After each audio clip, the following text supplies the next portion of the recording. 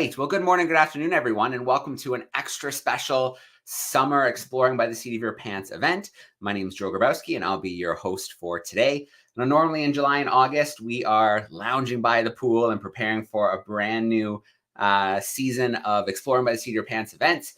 But when Hilde and Sunniva from Hearts in the Ice call with a special event, we leap into action. We are so excited for the connections we are going to be able to make today.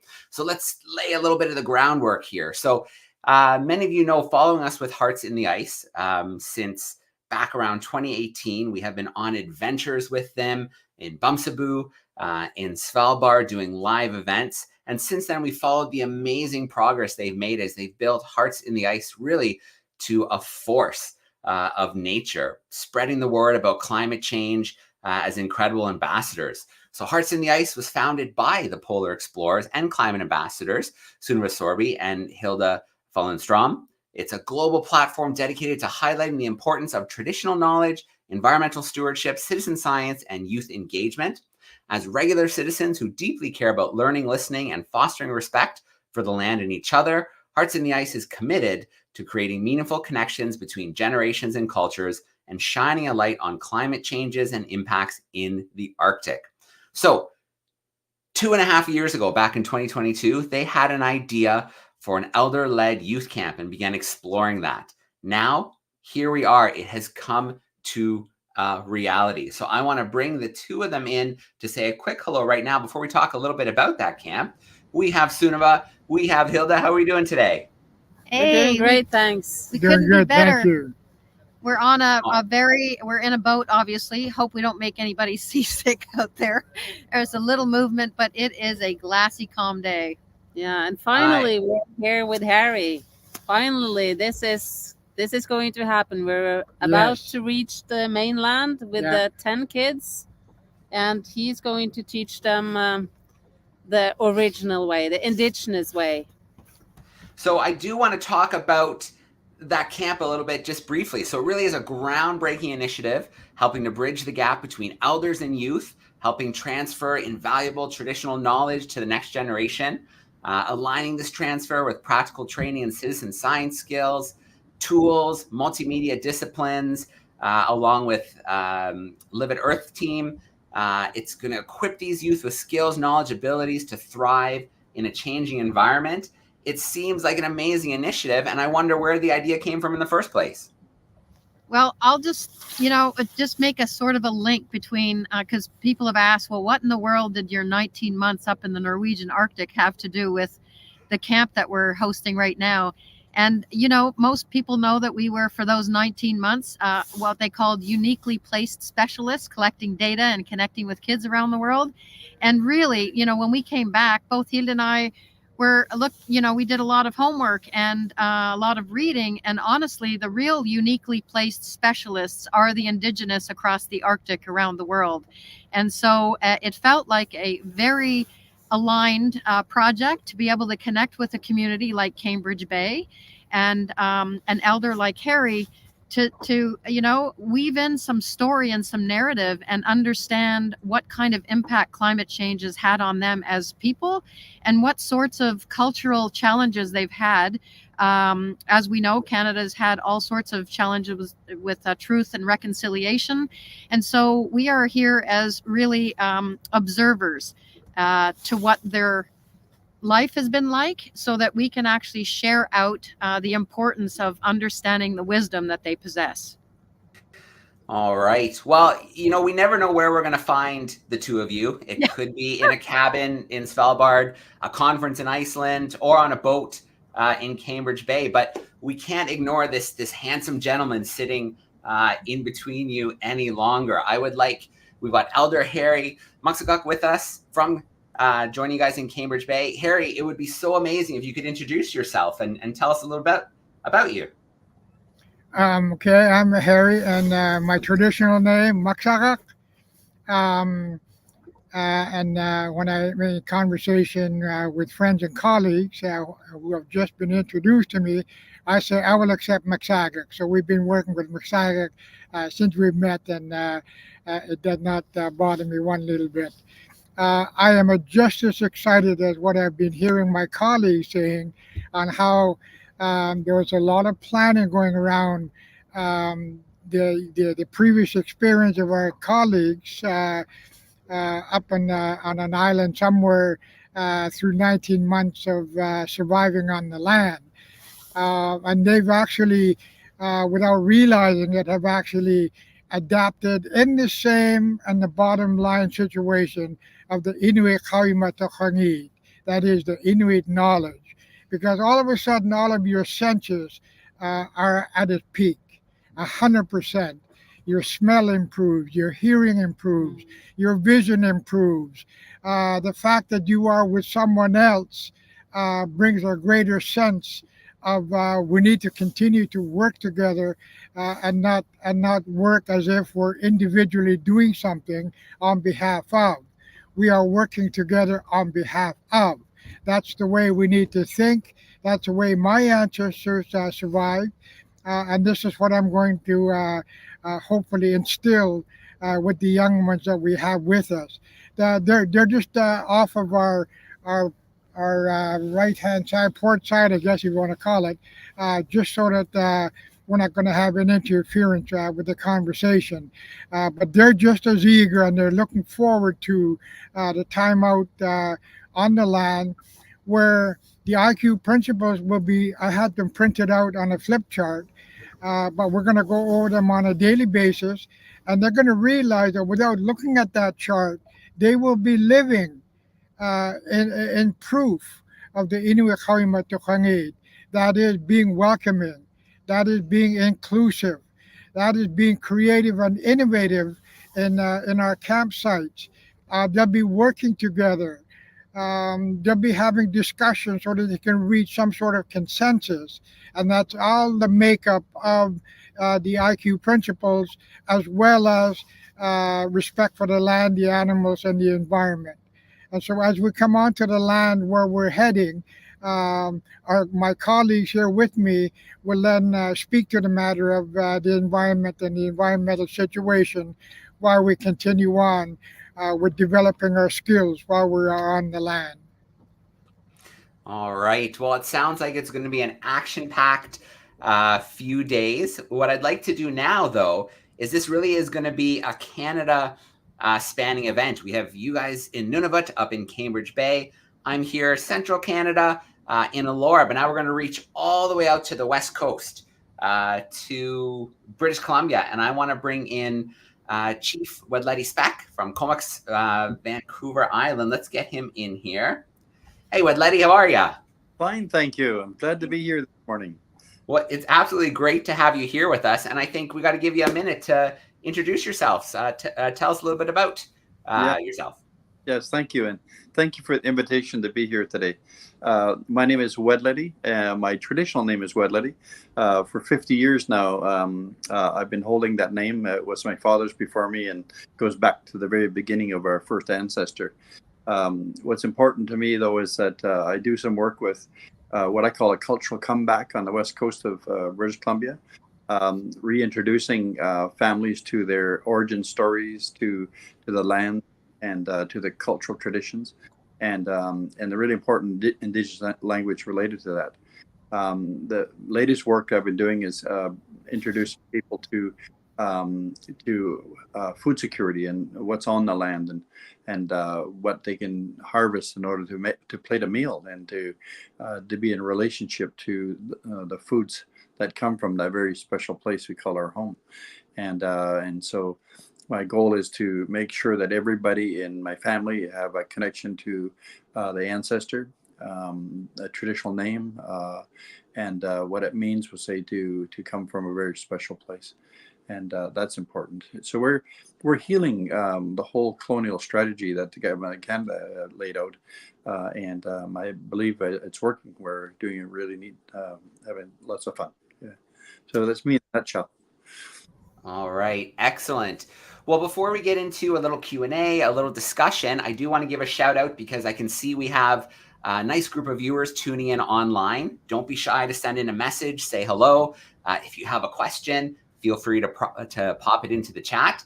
but I'm going to get the ball rolling here. And so we've mentioned elder a few times. That has come up, being an elder in a community. So I'm wondering, Harry, Wedlidi, if you each want to take a turn, kind of maybe sharing what elder means in your community, and maybe Wedlidi, will get you to start. Okay, First sure. of all, yeah. First of all, my honor to meet you, Chief Wedlidi.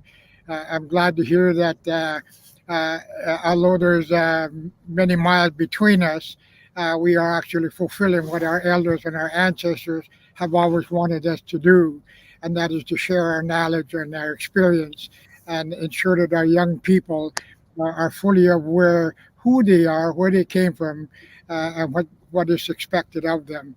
When we look at the term of elder,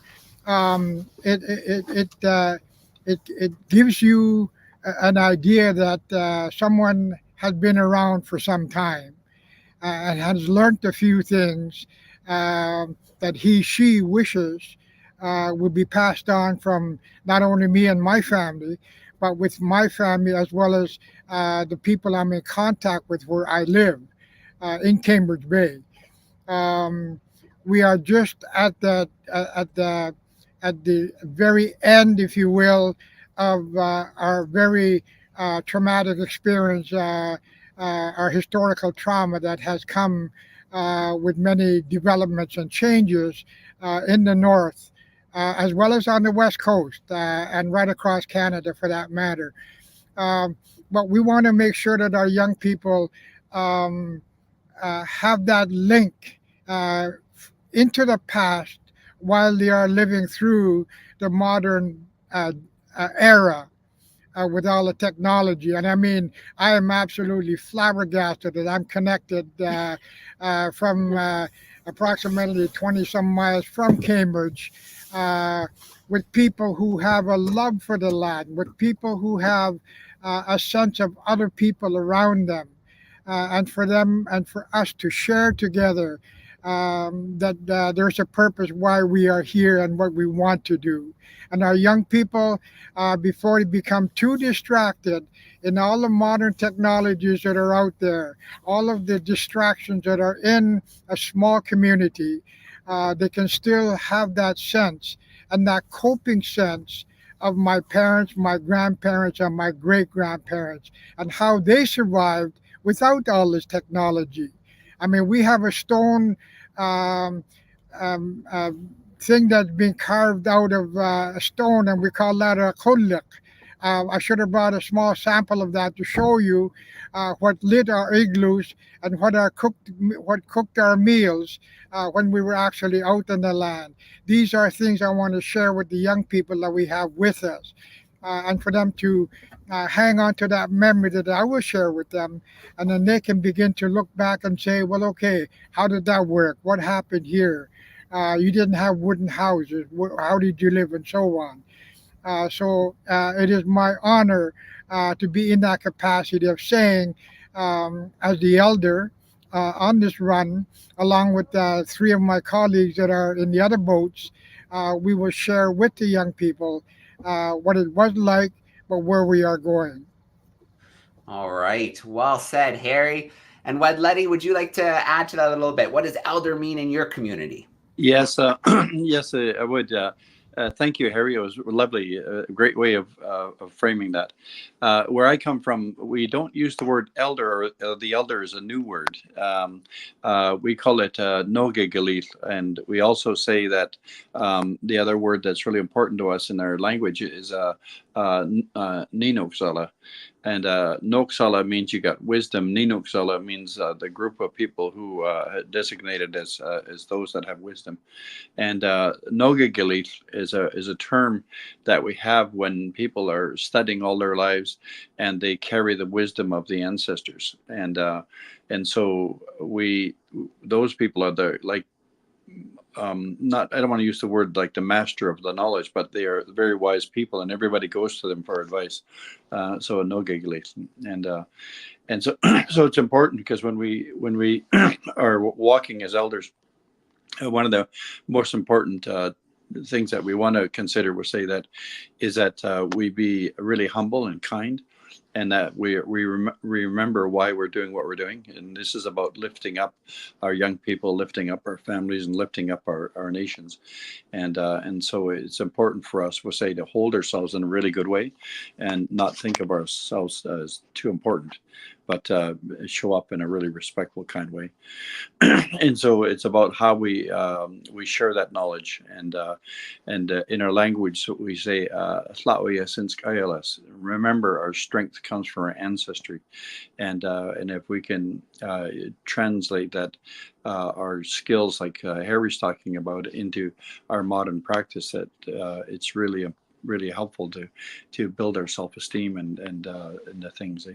It's about knowing, we'll say, that where if you are someone, we'll say, who learns about your past and learns about the skills that you need to survive, we'll say, in your lands, it's those same skills that you can apply to a job in modern times as well. So they're transferable, but they really come from a sacred place, right? It's really good. So I'll leave that for now. But the elder role is really important.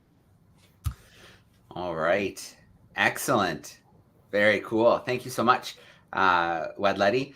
So to kind of build on that question, I want to talk a little bit about, there's the traditional knowledge that you're able to share with communities across Canada. There's a lot of work to be done in Canada around truth and reconciliation, work around healing, work around equity. So I'm wondering how bringing those teachings, those learnings from the past to the present, how can that help around the healing around truth and reconciliation that needs to be done here across the country? You want me to start? Sure. Okay. If I can just go back again about what I've just mentioned, that I believe we are finally in that place where the Truth and Reconciliation Commission, who did tremendous work in actually documenting the history of the Indigenous peoples across Canada, on the whole thing around the colonialistic approach and attitude, and trying to assimilate the Indigenous people into a way of life that really was foreign to us, but was really pushed on us, and it was really capitalized through the whole residential school system. Children were literally taken from their homes, from their different camps outlining the major communities, and brought in by small aircraft, brought in by boats, brought in by schooners into a designated point, and then from that designated point were then sent to places that were totally unknown to these children. And they were children. They were not young people like we have with us today. They were young ones. They were 6, 7, 8 years old. Just getting into the whole concept of, this is my family. I have a special unit around me. I have a mom. I have a dad. I have a brother. I have sisters. I have cousins. To be totally removed from that. And in that removal, we were actually removed from being able to speak our language as well. And so when we got into this area that was called the hostel, our living quarters, instantly we're running around looking for those that were familiar to us and from our outlying community areas that we come from, and wanted to link up again in the language. But as soon as our supervisor heard us talking in our beautiful, rich language, they said, "You cannot do that. You will speak English only where you are now."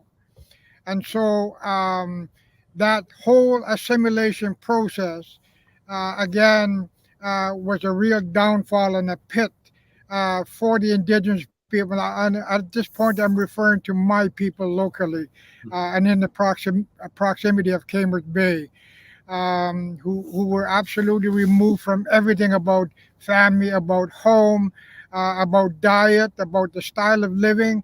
All of that were totally removed.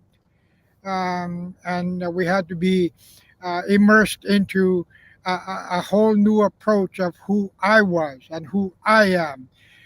For many years in that upbringing, I had a disc that was around my neck, and that disc showed that I was W3-1169. That was my ident. I was not referred to as Harry. I was referred to as W3-1169 until I got to about grade 9 or grade 10. Then we were able to get on the first name basis. And so that removal of part of our life, we are trying desperately hard to get back into, because now I call that survival phase number 2. Survival phase number 1 was when we were out on the land, out in the middle of nowhere. We didn't have these power boats that we're sitting in now. We had skin kayaks that we had to paddle manually. We had skin tents that we dwelt in during the night. And we had snow houses that we lived in during the wintertime. We don't have that today, other than those of us hunters that are skilled at actually building an igloo. And I've actually spent a night or two in one of those as my late father and I were on the trap line. A blizzard hit us, and we did not want to traverse for fear of losing the trail completely and losing our where we were actually at. So we actually put up a little igloo and we stayed the night in that. Those are the kind of things that I want to bring with my young people that we have with us on this little excursion, to remind them of how it is that we actually survived through some of the winters that we had up here. As well as my colleagues that are with us. We have Randy, we have Tommy, we have Roland, we have Brandon, who's a lead in our expedition, manually, that is. Mary Rose. And Mary Rose and Jeannie will be there with the kids and helping them look after the kitchen area. But all of us will show them how, by doing this project together, we will accomplish much, as opposed to having it on an individual basis. That's what IQ principles are all about. And I want to add to that, Harry, not from your perspective, but the two things that we're bringing in that are different, Joe, are the citizen science tools. So we have some of the same tools that we used up at Bumsaboo in Svalbard, that we're going to be teaching the kids how to, why are we collecting phytoplankton? What does cloud observation teach us? What is a castaway? And we'll leave this equipment behind and then have 2 youth continue with these citizen science projects for 4 months. And we also have somebody who I can't point, she's over there, but she's filming, and it's Laura Grant from Live at Earth. And this is a really cool way, because Harry, you were mentioning how the kids today have so much, everybody's on a cell phone. There's so much technology out there to really distract from the land. But the cool thing about Live at Earth is that the kids are being taught. We've already had one workshop with Laura, and they're being taught how to use video cameras, how to use the iPhones to create story. And so ideally, these kids would collect their own stories and potentially interview each other. So there's the multimedia part, which was what Hilde and I did up at Bumsaboo, but it was far more remote. This time it's in the hands of the kids. And then the citizen science thing, because it's the 2-eyed seeing. Harry has, the 1-eyed seeing, and the other eye, second eye seeing, in terms of a reference to that word, is Western knowledge. And so bringing the 2 of them together tells a very complete story of what in the world is happening in terms of climate change. In regards to that, Joe, I also want to mention the fact that storytelling, how powerful that is, and how important it is to tell these stories. So having Harry here, and also we should mention George, the one elder that we met 2.5 years ago. He told our story. We were blown away about his story about growing up in an igloo and a tent, and 100% of the land, and how we can bring that back to life in the way of knowing that we need to take less. We need to take only what we need.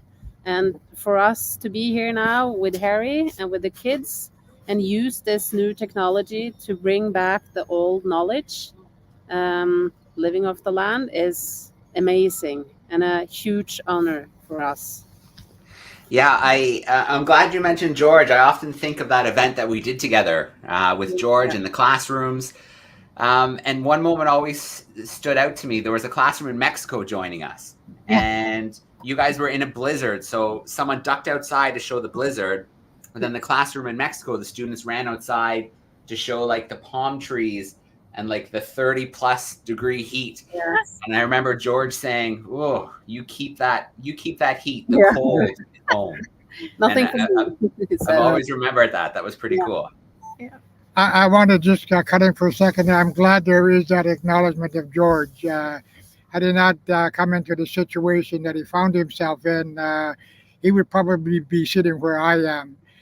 But it is also an honor and a privilege that I'm allowed to go on his behalf as well too. So if George is able to see this telecast at some point, if not already, again, on behalf of my group that is going, that is Randy, Brandon, Tommy, Roland, Sean, Mary Rose, Bert, and the kids that are with us, that we wish George absolutely well, and that he will be okay as he copes through the situation that he's in.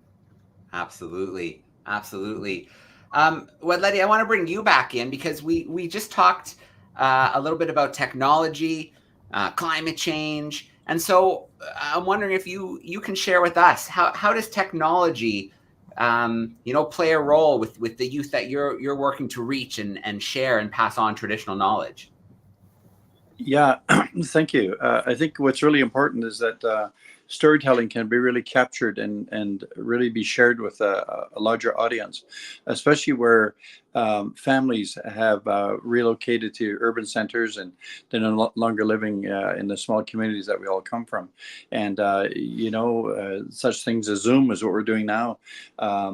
People are sharing their stories, their origin stories, having conversations and follow-up blogs and stuff like that, which is pretty neat.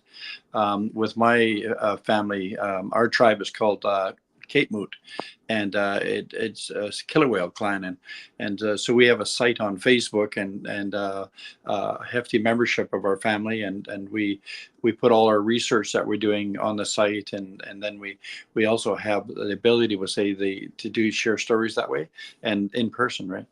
But one of the things that it does is allows us to organize as well. And we recently went on the land and we worked one of our origin stories.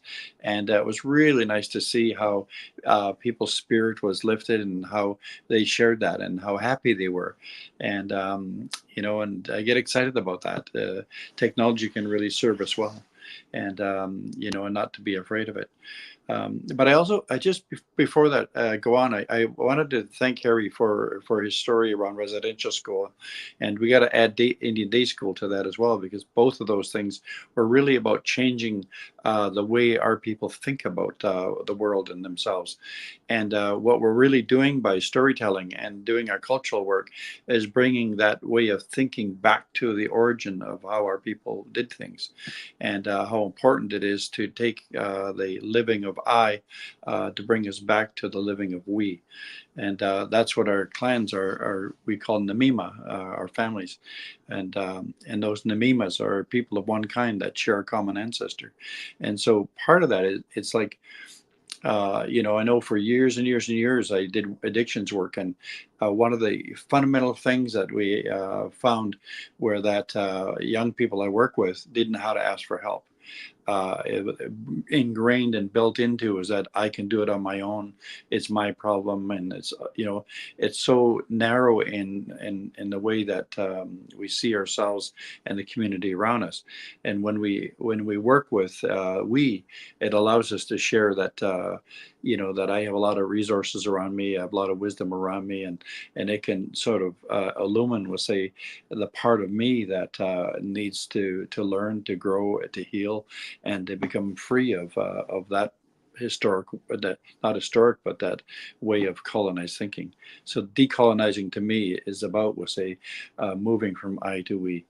And in that, stories help to do that. There's always a story arc which talks about moving from a place, we'll say, of not knowing to a place of knowing, and it's usually with other people. So it's a really beautiful kind of way of doing that. So that's kind of it in a nutshell. Yeah, absolutely. Well, I'm just noticing with our satellite, technology is amazing. We're connecting with you in British Columbia, and then our Hearts in the Ice crew in Cambirdge Bay in Nunavut, and we just lost their connection. So hopefully we'll see them come back in behind the scenes with the satellite tech. But I want to build on something that Harry touched on when he was talking about his experience, and that's language. And so we talk about climate change. We talk about how we're losing species. Species are becoming endangered and extinct, but so are languages. So I'm wondering, how important is preserving language in the work that you're doing and with the youth you work with? Really important. What I learned lots from the elders. Like I quit drinking at 24 years of age, and I focused my whole life, we'll say, on learning my culture. And with that came key words, key statements, key language, right? Concepts. And one of the first things I learned from a beautiful elder named Katie Adams, she's taught me the word awitnakula. Awitnakula. And it means to be one with heaven, the air, land, the sea, and everything in it.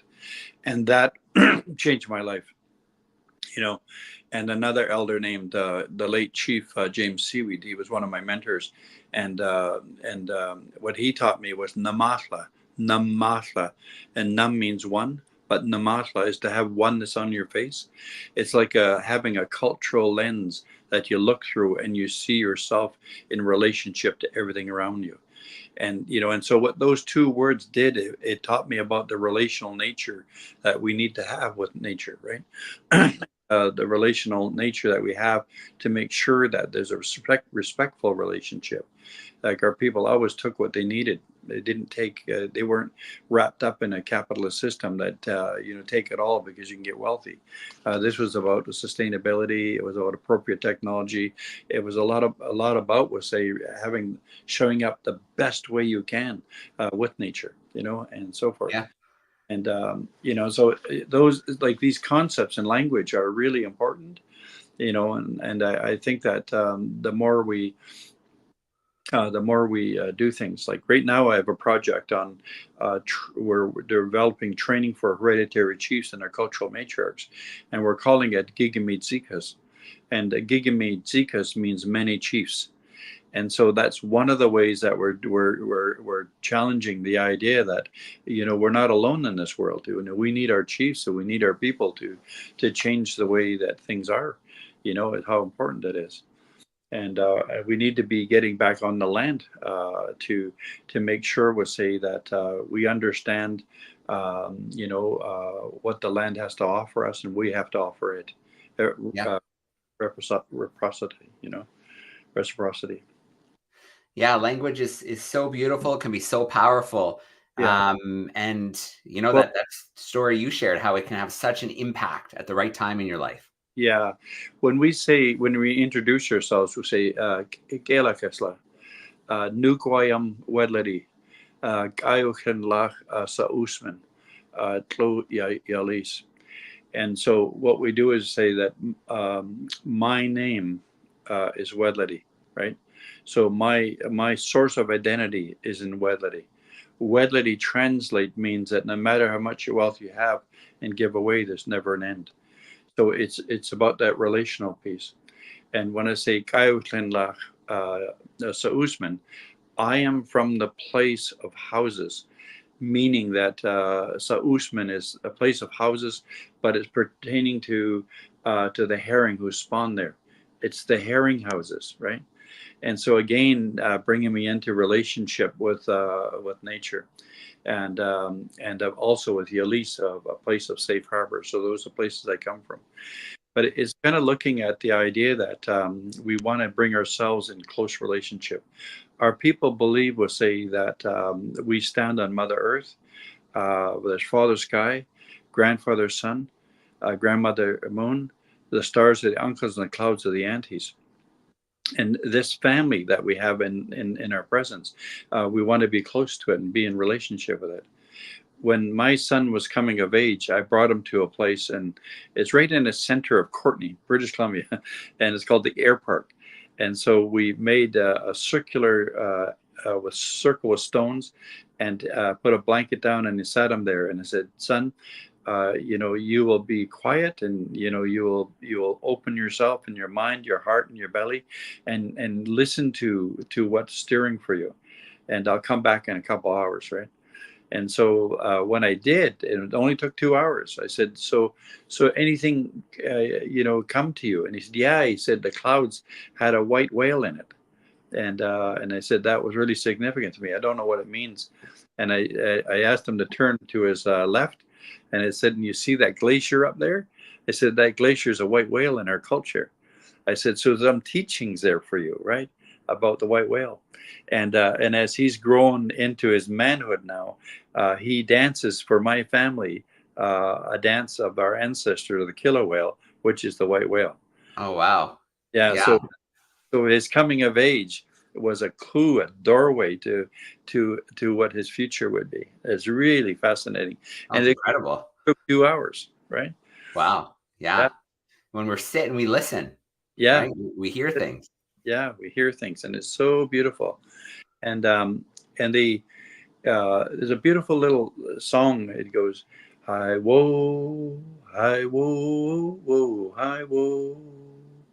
I masana hatlut, tla ye takai sky moot, hi wo, wo. Nan gamagaga was you quena queni men, hi wo. Hi wo.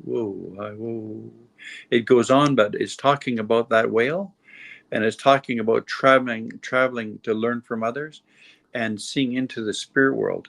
And when we do that, we come back with a strength that we're going to share on the land, So it's some really magical things that language can provide us with directionality, relationship, and meaning, right? So, absolutely. Fabulous. I want to bring Cambirdge Bay back in because we've got them connected again. Awesome. We lost you for a moment, so we were talking a little bit about language and how languages, we think about climate change and it's leading to extinction of species, but we don't always talk about culture and languages.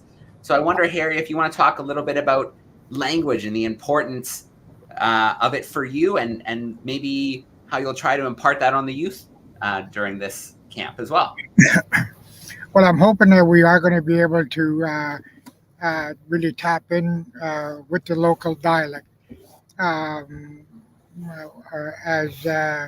with our dynamics across the country of how things have changed for us locally as well as territorially. We find that the whole distraction of coming out of residential schools and adapting to Western society, the Western culture. The language has really taken a back burner, especially among the young people. Our middle-aged group are in that same predicament, and I say it like they're coming dangerously close to being in that place as well, where the rich expression in the tongue when spoken is not there now. And so in order for this to be revitalized with our young people, the educational system across Nunavut from east to west, and our most western community is Kugluktuk, formerly known as Coppermine, with all the schools between Arctic Bay on the tip of Baffin Island to Kugluktuk on the extreme western side of this particular region. We've all got Inuit teachers in the classroom and rejuvenating the young people in the schools to actually begin to be immersed in the language and not to have it ignored as has been with the whole event of residential school. So that is another challenge that we're faced with. but we've met that challenge. We've met that challenge head on. The same as what we are doing in this project. And so there's a lot of work that needs to be done. But again, as the principles show us, that we are working together for that common cause. That is to rejuvenate the awareness and the understanding of the traditions and the culture of who we are. I heard one of my colleagues at a community consultation mention the fact that our young people need to know who they are and where they came from, and not be arguing about the fact that the disc was around the neck, indicating that you are a number. But the bottom line is we are people. I love what the chief was saying earlier around how being rejuvenating what is on the land and what the land is all about, and how that is so adaptable in our daily lives that somehow we seem to overlook that as well. So as long as we are fully aware and fully understand what the traditions and the cultures are, irregardless of where we're from, we will be recognized as a strong people, not only culturally, but in the language and in how we are actually living out the principles of which are inherent. And I believe with every indigenous group have those principles in them. I am in a mixed marriage. My wife is Clecho, which is the Doggerib tribe from the Yellowknife Dene First Nations. She, with her people, also have a set of principles that they follow in their guidance of living how the Creator wants us to live, and how we must perform within what the Creator gave to us, that we must absolutely keep in mind and always fend for. And by giving out our stories, that is the foundation for me in having the children aware that we are a unique people. We have a unique language. We have a unique way of approaching things that are happening around us, but still are able to immerse in Western society, as difficult as that is. You know what's so, Harry, what's so interesting in the world that I come from is we're learning so much through science, so much of what we're losing, so much of what's burning or being flooded or at the risk of being lost. But I think the most important thing is what you just shared, and what we're at the risk of losing is infinite wisdom and knowledge around connection with the land and the community and the people. And if there's one thing that Hilde and I brought out of Bumsaboo, it is what a gift that is to actually be on the land. We're close to the mainland now with all the kids, and I have to say, Hilde, it's not been easy getting here. I mean, we are not scientists, and we're also not from academia. So getting support for this project has been really challenging, but we pulled it off, and it wasn't a solo endeavor.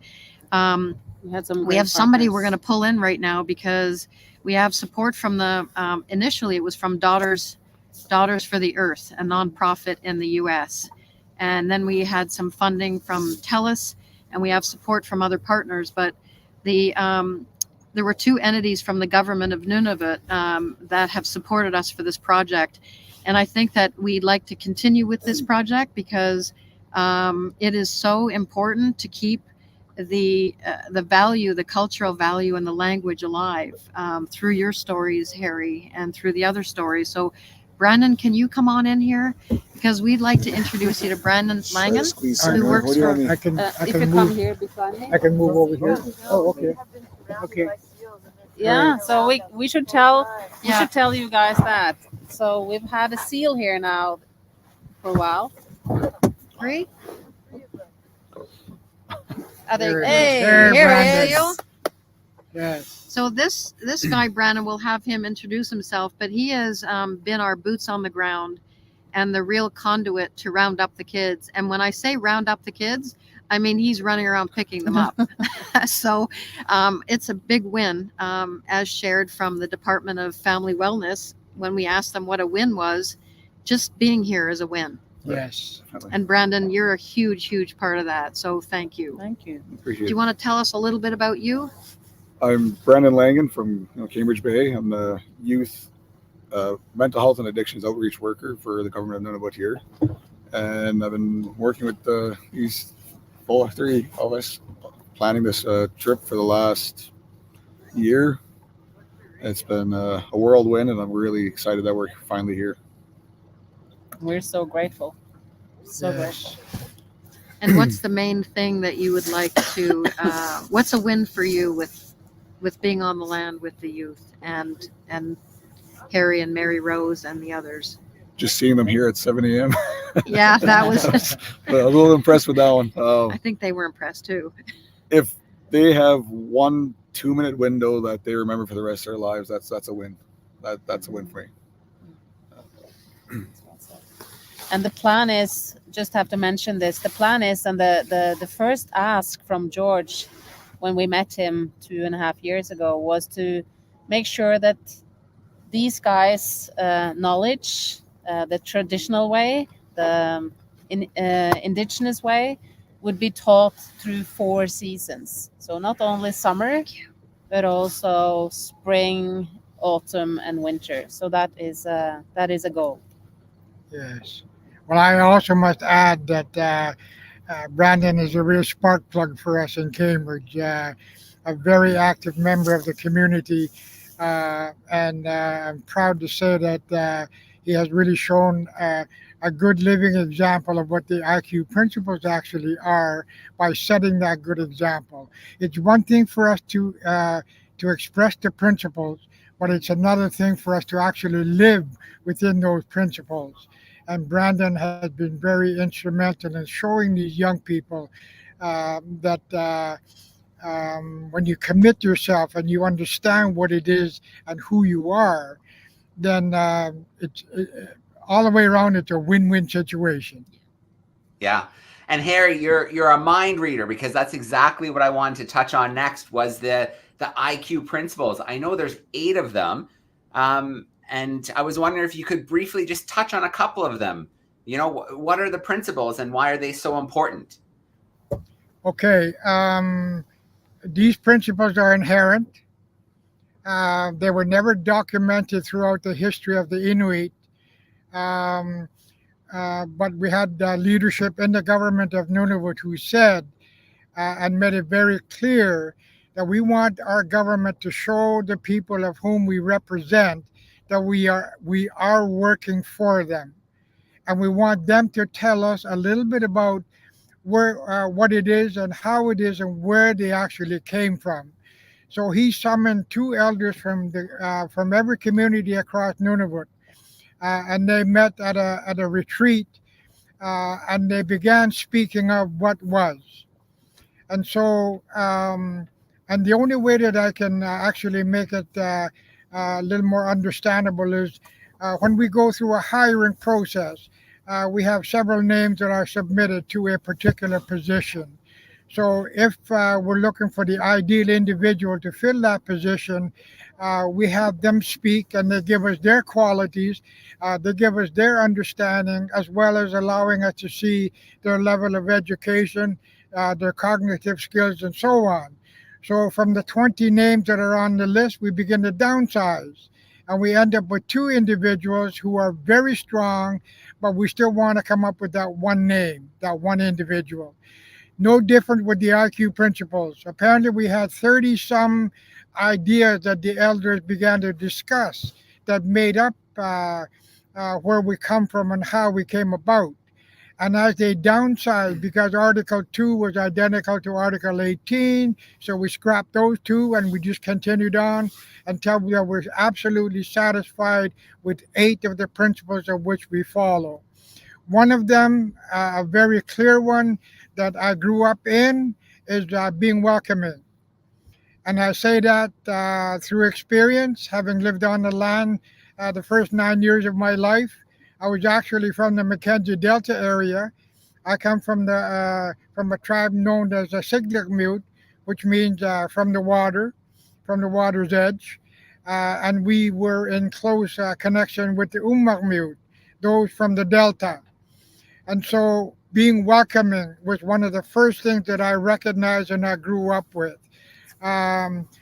We're not in a position to push people away. We're not in a position to shun people. We want them to feel that welcomeness about being where they are, and especially with me. Another part of the principles tell us that we want to be inclusive, of which our children are lacking. With all of the turmoil that's happening in the family dynamics, in the community dynamics, our children are being really left out of many things of which they should be included in. And we want to come to that place also of knowing and understanding that we are working together for the common cause. And that common cause could be anything that is presented that is hindering the growth of the young people, as well as the family dynamics, as well as the community at large. That we need to work together, and that there is nothing left for individualism and for personal agenda. So those are just 3 or 4 of the principles of which I will be going over with our group on a daily basis, so that when we come back to Cambirdge Bay, they will have that full understanding of what the 8 principles are and how we can incorporate those 8 principles in our daily lives, in our family, in our school, and in our community. All right. Thank you so much, Harry. I want to bring Wedlidi back in. And Hilde and Sunniva, here we are. The camp's about to begin. You're on a boat heading for Cambirdge Bay. What does it mean to you to be able to do this, to use technology to bring Wedlidi and Harry together like this before the camp begins?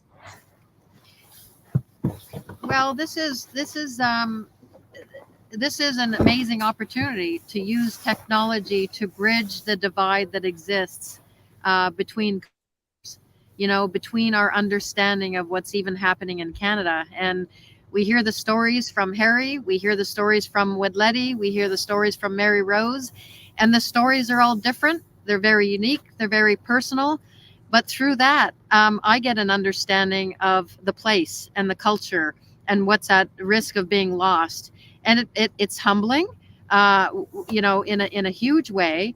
And it's a real honor, because one of the values, and we were talking about this earlier with Harry, looking at the IQ principles and looking at the values that I have as an individual, the ones Hilde has as an individual, and the ones Hearts in the Ice has collectively, there's some synchronicity, some relevance with those. And one of our values is taking personal responsibility and individual action. And, we are not perfect at that, any one of us. I'll just speak for myself there. But one thing that we are doing with bringing all of this together with this call, and also with Live at Earth, is that we are able to encourage and inspire that individual action. Because, we are not, like I said, coming from academia or the science world, where funding is maybe a little bit more accessible. But because we have a passionate interest in the individual action part and showing up, we create this. And if I look around, Brandon, Hilde, Harry, myself, and Laura, we're all individuals, but we care about the same things.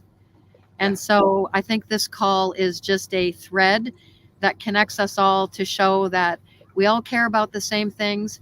We are at the risk of losing some really sacred learnings and teachings and stories that we want to elevate. And, I'm so inspired by Brandon, because I see his deep care and interest in the kids and the youth, because he's living with them every day and sees the struggles, and they are real.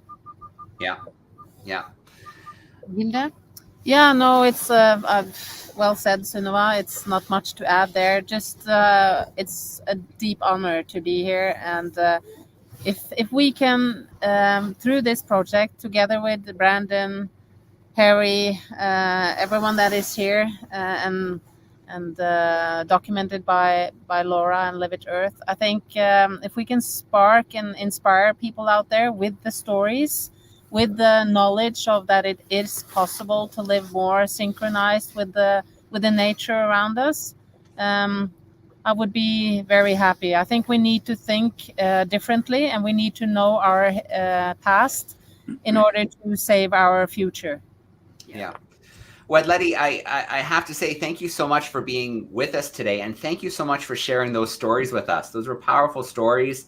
Thank you for sharing some of your knowledge with us, and it's really inspirational to hear you talk a little bit about not only yourself, but your community and your hopes for the future as well. Thank you very much. And before we go, I do want to find out who that person is. Is he on the call, Joe?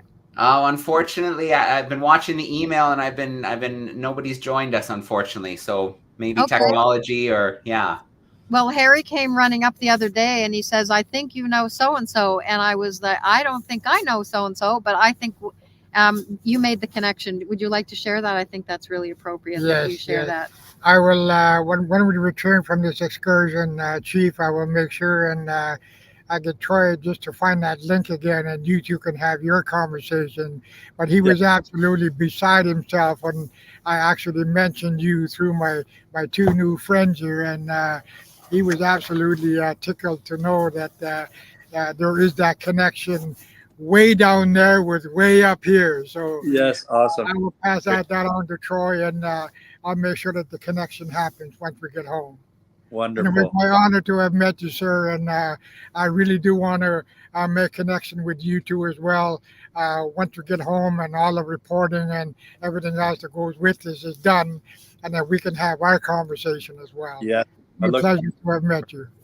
I look forward to that, Harry, and wish you all the best. And I know it'll work out. It has a good spirit. Brandon. His warmth that he carries is so amazing, Brandon. I think that you're the right person, and because it's about how you hold yourself, and that warmth people trust, right? And so they're able to lean in, and so that's really cool. I'm glad you're there. Yes, appreciate that. So in our language, Harry, we say hala kisla now. To say hello, it's gela kisla, but now it's hala kisla. The root of that is breath, and so it means my breath goes with you. Hala kisla. And Joe, I don't have to do this, but I want to, and that is, we have had we often have grassroots support for what we've been doing with Hearts in the Ice. And I mentioned Daughters for Earth already, but we had Canadian North has really been and it's not just what we've been given, it's the exchange of emails and the relationships we've developed. And Canadian North was huge. We've had support from Mountain Equipment Co-op with the PFDs and everything. We've had support from Aklima, a Norwegian company who's given long underwear and everything. Fjellraven, rain jackets, and Canada Goose down jackets, and Helinox chairs when we're at camp. And then we're missing Devault. We have tools and things like that. So it's huge. We have a huge community we're taking out here, even though they're not all with us. So yeah, thanks to everyone. We have a lot to be grateful for. Helping us making this happen. Thanks, Wedlidi. Yes, and Joe, in our culture, raise our hands to you. Your moderation was stellar. It was awesome. Yeah. Oh, thank you. Well, it was absolutely my pleasure. I hope the camp is incredible. I can't wait to hear the stories. And it was just my honor to take a little time today to connect everybody and just get to be kind of here in the background as well. Thank you. Thank you. You're a star as always. Thank you. All right. Hi to everybody on YouTube. Yes. Thank you. Thank you. Cambirdge Bay.